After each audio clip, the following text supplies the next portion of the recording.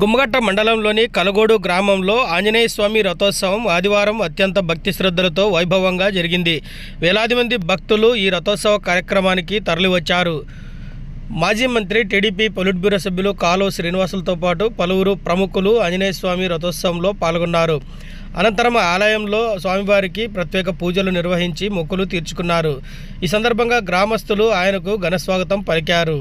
ఆంజనేయ స్వామి రథోత్సవం సందర్భంగా కలగోడు గ్రామంలో ఎక్కడ చూసినా సందడి వాతావరణం నెలకొంది. ఆంధ్ర, కర్ణాటక ప్రాంతాల నుండి పెద్ద ఎత్తున వారి బంధువులు రాకతో కలగోడు గ్రామంలో ఎక్కడ చూసినా పండుగ వాతావరణం కనిపించింది.